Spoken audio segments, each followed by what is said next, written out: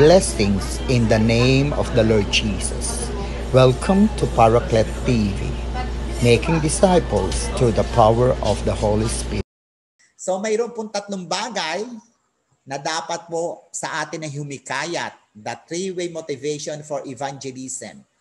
Kung hindi pa po kayo kumbinsido na dapat tayo ay magamit ng Diyos sa pag-ibanghelyo, na kung hindi pa kayo kumbinsido na kayo ay karapat-dapat na magbahagi ng salita ng Diyos upang ang mga tao sa paligid natin ay makakilala at maligtas, itong tatlo pong ito sana ay makakumbinsi sa atin at makapag-motivate sa atin na tayo ay tuluyang magamit ng Diyos na mangalap ng kaluluwa. At ang kaluluwa na nakalap natin ay lumago sa kanilang pananampalataya. Ano yung una? We want to be sure our loved ones will be with us in heaven. Amen? Lahat ng mga mahal natin sa buhay, makasama natin sa langit. Meron po ba sa inyo ayaw nyo kasama si tatay nyo sa langit? Ayaw nyo po bang kasama yung inyong kapatid sa langit? Ang inyong tito, ang inyong mga titas, no, ang inyong mga apo o ang inyong mga pamangkin, ayaw nyo po ba silang kasama sa langit? No. So ang motibasyon na ito dapat ay humikayat sa atin na patuloy tayong mag-evangelizo. No, dalhin natin ang mabuting balita ng kaligtasan. Ikalawang motibasyon, we want to take part in the evangelistic work of the church because there is real joy in shared work, in shared blessings. Amen?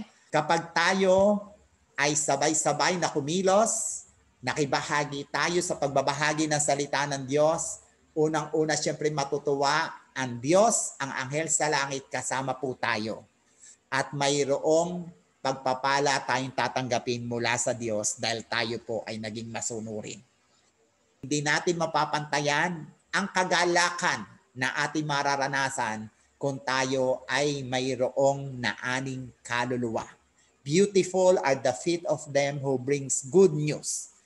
At wise are those who win souls. No, matatalino ang mga nakakapanalo ng kaluluwa. At ang kalulihan, we want that special companionship with Christ as He takes us in search of His lost sheep. Yung makapartner natin si Jesus sa paghahanap ng mga nangangawalang kaluluwa. No, ang sabi natin kanina, Jesus is the seeker.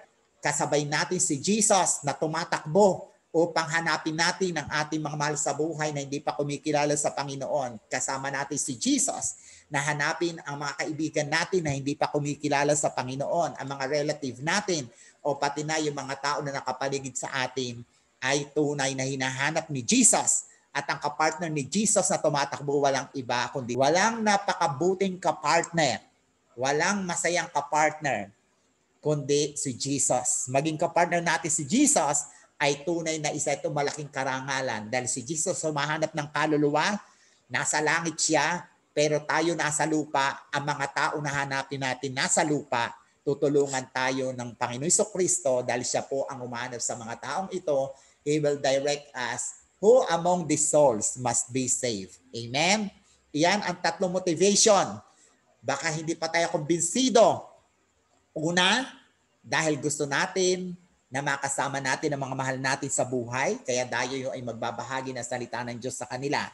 Pangalawa, kapag tayo nagbahagi ng salita ng Diyos, ang mga kaluluwang ito magbibigay sa atin ng tunay na kagalakan at maraming pagpapala. At ikatlo, karangalan na maging kapartner natin si Jesus sa pagbabahagi ng salita ng Panginoon. Ang sabi po ng ating talinhaga sa ating panghuli, nung siya po ay nawala yung isa sa 10 pera sa coins.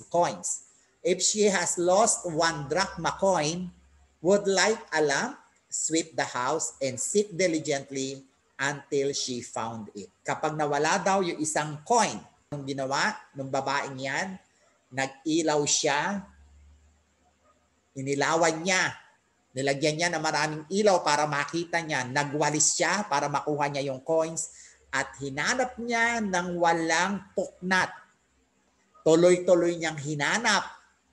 Intentional niyang hinanap ang nawawalang coins na yan.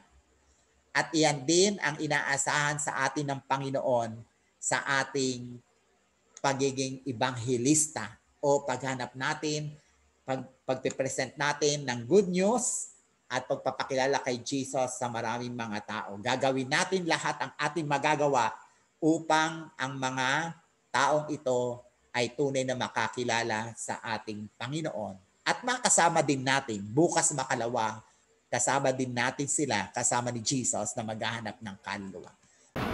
Share Jesus. Subscribe, share Paraclet TV. Go, go, go.